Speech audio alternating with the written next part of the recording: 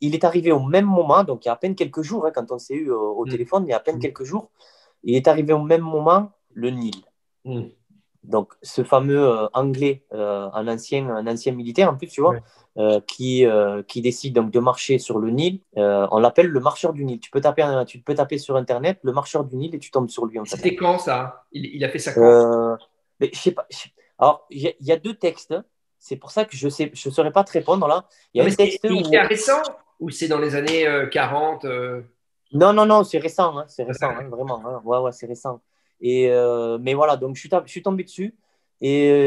Parce que, en fait, si tu veux, au début, je pensais à un long fleuve, vraiment en marchant sur un long fleuve, je voyais plutôt l'Amazonie, tu vois, parce que ils Ouais. ont un très, très long fleuve.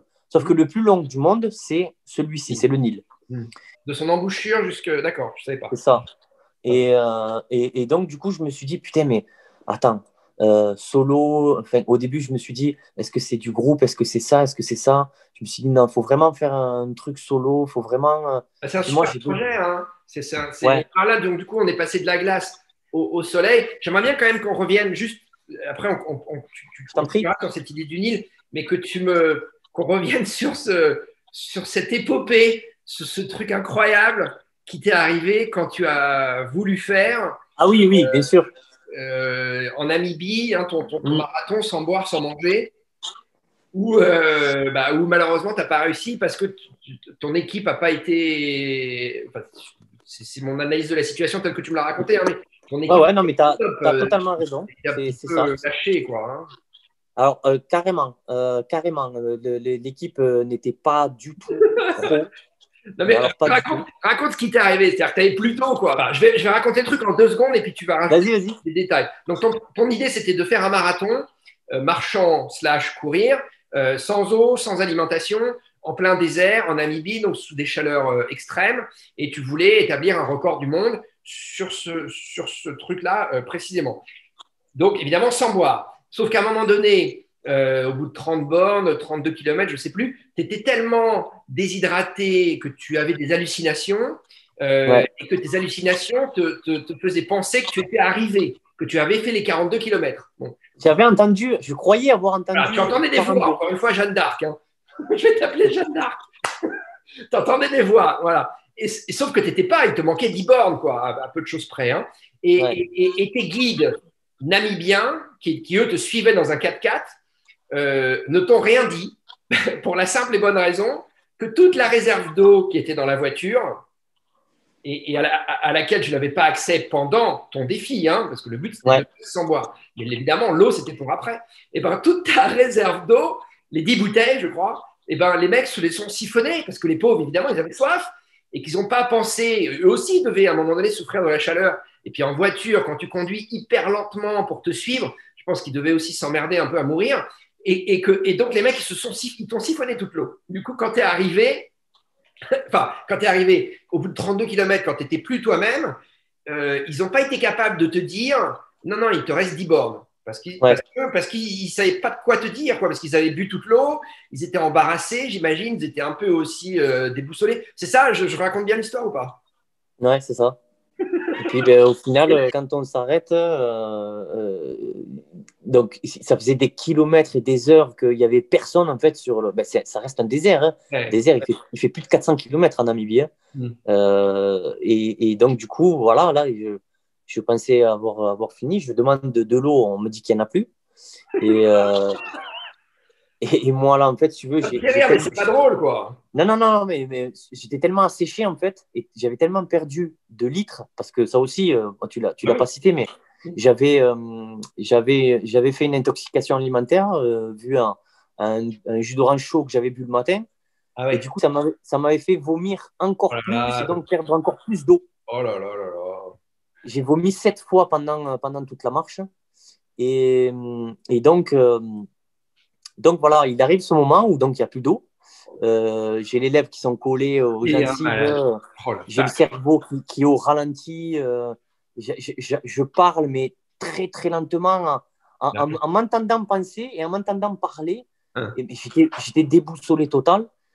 Et à ce moment-là, il y a un véhicule qui arrive. Je t'ai Hein. dit, ça faisait des heures et des heures qu'il n'y avait rien. Hein. Ouais, Un ouais. véhicule qui arrive. Il aurait pu arriver n'importe qui, mais non. c'était le véhicule qu'il fallait qu'il s'arrête. Un Ranger, en fait, s'arrête. Et moi, je regarde tout de suite à l'arrière de son véhicule, donc c'était un pick-up, il y avait une mini-citerne. Donc, pour moi, c'était de l'eau, c'était sûr. Ça pouvait être rien d'autre, quoi, tu vois. Et là, il me regarde, il me dit Hey, what's happened? Je lui dis ben, non, mais il n'y a pas de. Qu'est-ce qui se passe? Je lui dis en fait, faut me donner de l'eau, s'il vous plaît. Ouais. Et il me dit mais pourquoi? Qu'est-ce qui s'est passé? Je lui dis non, je ne peux pas vous expliquer, j'ai pas de temps à perdre. Donnez-moi de l'eau, s'il vous plaît. Et là, quand il m'a vu ma gueule, quand il a vu dans l'état où j'étais, j'avais 3 ou 4 bouteilles d'1,5 litre sur moi. J'ai rempli les bouteilles. J'ai donné les bouteilles à l'intérieur. Je leur ai dit, vous ne touchez pas les bouteilles. Et là, le ranger, je lui ai dit merci. Il est reparti et j'ai dit aux autres, allez, on repart. Et là, on est reparti sur, ça n'a pas duré longtemps, hein, c'était 1 kilomètre et quelques pour arriver au final à 33,8. Mais pour moi, ça a duré extrêmement longtemps, puisque j'étais mais dans un état pas possible. J'étais tellement au ralenti que j'avais l'impression que le temps était au ralenti, tu vois. Caput.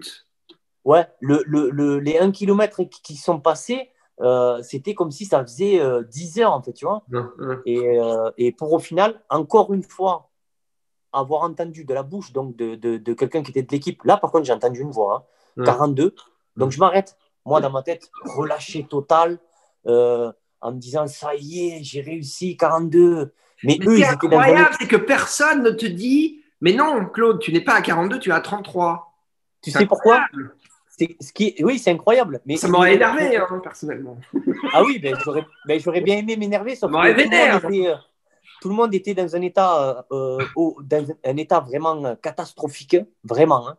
Et donc, du coup, voilà, à ce moment-là, on décide donc de rentrer à l'hôtel. Je t'explique même pas pour le moment parce qu'on ne savait pas en fait si tout avait été filmé, puisqu'on avait appuyé sur play et on ne savait pas qu'est-ce qui avait fonctionné ou pas, parce qu'il y a aussi ça.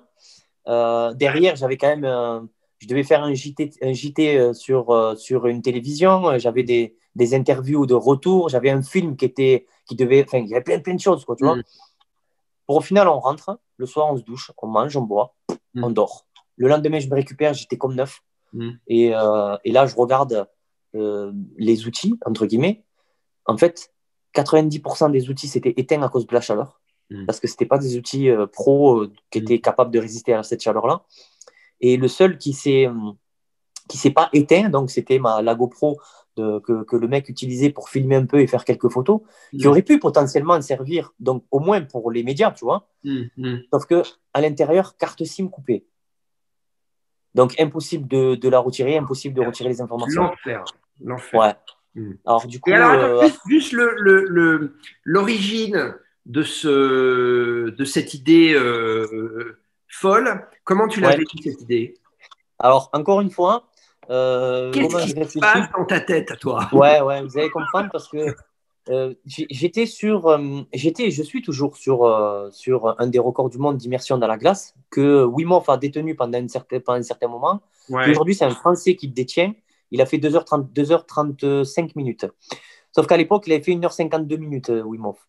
Et moi, je comptais le dépasser. Ah oui, le mec qui est surtout connu pour la glace. Son corps dans la glace, hein, c'est ça, résistance au froid. Voilà. Et il a fait une seule chose, en fait, donc dans le désert namibien, marcher sur une route, attention, ça aussi c'est important, il a marché sur une route namibienne côté mer, ça aussi c'est important, sans manger, sans boire. Bon. Là, tous les gens ils vont me dire, mais attends, t'as pas réussi, lui il a réussi. Oui, tout à fait, sauf que moi je l'ai fait, et ça c'est la réalité. J'ai des photos d'ailleurs sur mon Instagram. Je suis sur des routes en fait qui sont ascendantes et descendantes tout le temps, tout le long du chemin, ça ne fait que ça, que ça, que ça. Et donc, quand tu es au fond d'un trou comme ça, où tu as la chaleur, c'est encore pire que quand tu es en haut. Et donc, voilà. Donc, ça a été de la terre, d'accord? Ça a été de la terre tout le long. Donc, tu avais des gravillons, du sable qui rentrait dans les... Parce que j'étais en sandales, bien sûr, puisque je voulais faire comme Wim Hof, il était en sandales aussi. Par contre, ouais. Lui, le monsieur, il a été que sur du plat tout le long, sur une route. Donc, autant dire sur du goudron, il n'y a rien de compliqué. Et puis surtout, l'air, là où il était un air marin qui était plutôt proche donc, de la mer, à l'inverse de moi, où j'étais en plein milieu, j'ai envie de te dire, donc du désert. Donc, c'est l'origine, en fait, du pourquoi. Je me suis dit, si cette personne y est arrivée, moi aussi, je peux y arriver. Et potentiellement, quand je relate les faits après coup, je me dis que j'aurais fait les mêmes conditions dans le même endroit que M. Wim Hof, j'aurais réussi largement. Oui, et puis surtout, avec l'équipe aussi qui aurait été au top. De quoi? Avec une équipe un peu plus professionnelle. C'est ce que j'allais dire. Si ton équipe n'avait pas, parce que quand même, elle porte quand même la responsabilité de ton échec. Enfin, toi aussi, parce que c'est toi qui as composé l'équipe. Mais au final, quand même, sur le moment, si ces mecs-là te disent non, non, Claude, allez, tu t'accroches, tu as encore 10 bornes, il y a de grandes chances que tu aies terminé. Bon, d'accord. Donc, ça, c'était quand la Namibie? Tu as fait ça quand, là? Là, c'était au mois de novembre 2020. Voilà, donc récemment, d'accord. Ouais. Et donc là, ton nouveau projet sur lequel on revient, c'est le gros truc du jour, ça c'est 6000 km, 6000 bornes du Rwanda. Alors, c'est quoi les pays que tu vas traverser? Parce que là, ma géographie de la zone, donc tu partirais du Rwanda. Ouais, du Rwanda, passant par la Tanzanie, le Ouganda, pardon. Ouais, l'Ouganda, ouais. Le Soudan du Sud, le Soudan et l'Égypte. Et évidemment, tu nommes. D'accord. Et donc, tu te donnes un délai enfin, combien de temps ça va te prendre, ça, tu penses? Alors, le dernier en date, il a mis 9 mois pour faire cette épopée, j'ai envie de dire. Moi, personnellement, comme je compte pas, après, je sais que ce monsieur s'est arrêté dans certains endroits pour peut-être avoir un peu de belles images, ce genre de choses. Je suis pas là pour faire de belles images, je suis vraiment là pour vivre une aventure et je compte bien la partager avec un maximum de personnes, et aussi pour pouvoir aussi transmettre tout ce qui se passe sur place, tu vois, au niveau des locaux et de la culture, mais au travers de mon chemin. Et je pense que c'est suffisant pour pouvoir partager ce genre de choses. Donc moi, je me fixe plutôt les 4 mois en fait. Donc 120, autour de 130, 120 jours. Donc ça fait combien de kilomètres par jour? Tu as calculé, j'imagine. 40, ouais. Ah, c'est beaucoup, hein? 40 bornes. Ouais, ça va. Ouais. Et donc, le plus dur, je pense que ça sera vraiment au niveau de l'Ouganda. L'Ouganda, puisque justement, c'est en l'Ouganda en fait qu'il y a les fameux rebelles, les LRA, en fait, tu vois. Et après, le Soudan, oui aussi, parce que tu as quand même le désert dans le pays. Mais c'est pas parce que je m'impose en fait de le faire en autonomie, c'est-à-dire où je vais devoir moi pêcher au bord du Nil ou chasser quelques animaux pour pouvoir les manger, le serpent, ce genre de choses, qu'à un moment donné, quand tu dois prendre des guides parce qu'ils sont là, ou que tu dois prendre justement, parce que j'ai lu ce qu'il avait fait le monsieur là, l'anglais, il a pris à un moment donné, donc pour traverser le désert, il a pris 2 chameaux et un guide avec qui portait les lots, tout ça. À un moment donné, quand il faut faire ça, il faut faire ça. Moi, j'ai l'expérience donc de la Namibie où certes, c'était une expérience très, très dure, sans manger, sans boire, que je me suis imposé sur uniquement 42 km. Et quand je vois au niveau de la chaleur, au niveau de la marche, parce que je marchais très, très vite, hein, pour le coup, là, j'allais presque à des moments, j'allais à 8,5 km/h. Même si là-bas. Tu n'as pas couru du tout? Non. Le but, c'était vraiment que de marcher. Ok. Et même si je m'impose qu'une marche de 5 km/h, tu vois, à peu près, hein, pour tous les jours là-bas, ça reste quand même un désert. Un désert, c'est un désert. Donc, tu as une limite, si tu veux. Et. Bah, moi, l'expérience des déserts que j'ai, c'est le marathon des sables, tu vois. Et c'est marrant parce que quand je t'écoute, c'est une question que je voulais te poser à la fin, mais je vais te la poser maintenant. Mais ça t'a jamais branché de venir ici aux États-Unis faire la Badwater? Je sais pas ce que c'est. La Badwater, c'est 210 km, pas te dire de conneries, dans la vallée de la mort aux États-Unis, c'est en Californie. La vallée de la mort, ça s'appelle la vallée de la mort parce qu'en été, il fait 50 degrés. Et c'est une course assez mythique qui se court que sur la route. D'accord. En plein milieu du désert de la Californie, mais c'est se court sur la route. Et c'est une route, d'accord. C'est une route, ouais. Et c'est 210 ou 230. Attends, je ne veux pas te dire de conneries. C'est non-stop. Et du plat? Ouais, non, c'est pas du plat. C'est pas du plat. C'est 135 miles. Donc 135 miles. Ouais, 220, 230, ouais, c'est ça. Ouais. Ouais, c'est 217 km, voilà. 217 D'accord, ouais, km la ça. Badwater. Et ça fait des années que ça existe, la Badwater. Et tu as beaucoup de grands champions américains, un mec qui s'appelle Scott Jurek, par exemple, ou Dean Mm. Karnaz, des mecs qui ont fait le Spartathlon aussi, tu vois, qui se sont mesurés sur cette épreuve. Il y a des Asiatiques, hein, il y a des Japonais. C'est un Japonais qui gagne l'année dernière, enfin l'année dernière, il y a 2 ans. Parce que, oui, non, l'année dernière. Là, cet été, ça a été évidemment annulé. Et ça, c'est un truc pour toi. Alors, bien sûr, c'est officiel, hein. C'est une vraie course. C'est Ouais, pas ouais. un défi que tu fais tout seul au fin fond du désert, mais c'est un truc de désert. Enfin, le désert, c'est inhospitalier quand on n'est pas les bienvenus, hein. Moi, je le vois bien Ouais, au ouais, ouais. Sahara tous les ans, hein. Enfin, je l'ai fait plusieurs fois cette course. Je me rappelle ça, même si c'était hyper bien encadré et tout. C'est chaud quand même, hein. Ouais, complètement, complètement. Et donc, oui, oui, non, non, moi, je suis pas contre faire ce genre de choses, Et hein. Justement, ça. est-ce que quand tu étais dans la Légion, t'avais fait un stage à Djibouti? Oui, bien sûr. D'accord. Ouais. Ça reste, j'ai envie de te dire, c'est un peu ce genre de stage à la Légion étrangère, ça reste quelque chose de normal. C'est-à-dire, quand je dis normal, ça ne veut pas dire simple. Ça veut Hmm. dire que tu dois le faire, en fait, tu vois. Ah, Ça fait d'accord. partie du Ils y vont cursus. tous. Ok, ok. Ouais, pratiquement Hmm. tous. Ouais. D'accord. Et après, cela dépend aussi de ton régiment, parce que tu as un Hmm. régiment qui est spécifique. Moi, j'étais dans le génie. Donc, du coup, j'étais démineur, artificier démineur. Donc, tu n'as pas la spécificité, si tu veux, de l'infanterie ou de la Oui, cavalerie, oui, ce genre de d'accord. choses. Hmm. Mais effectivement, c'est vrai que ça reste quand même assez D'accord. normal, quoi. Quand est-ce que, idéalement, tu prendrais le départ de ça? Je suis en train d'essayer de faire en sorte pour avoir un départ, j'ai envie de te dire, courant mars. C'est comme m'a dit, je les cite, enfin, je le cite du moins à lui, Rémi Camus, qui est un aventurier français Hmm. qui s'est fait connaître pour ses belles aventures et surtout dures aventures en Australie. Il a fait le Mekong aussi. Hmm. Enfin, voilà, et je l'ai eu au téléphone et c'est lui qui m'a donné énormément de conseils. Donc, tu vois, là, je suis comme un enfant, hein. Hmm. Je prends Hmm. mon papier, tu vois, Hmm. tout ce que j'ai écrit là, Hmm. recto, verso. Hmm. Voilà. Quand j'ai quelqu'un au téléphone comme lui, comme toi, comme, Hmm. comme Alban Michon, qui sont des professionnels, qui sont là depuis beaucoup plus longtemps que moi, je prends mon papier, mon stylo et j'écris en fait parce que ça vaut de l'or en fait. Vos conseils à vous, ça vaut de l'or. Ouais, Et, enfin, et moi, je ne peux pas passer à côté. moi, je suis juste un Si, journaliste, si. hein. Ouais, ouais, mais attends, tu restes quand même un athlète et tout ce que vous me dites, moi, je fais pas que l'enregistrer, je l'écris aussi.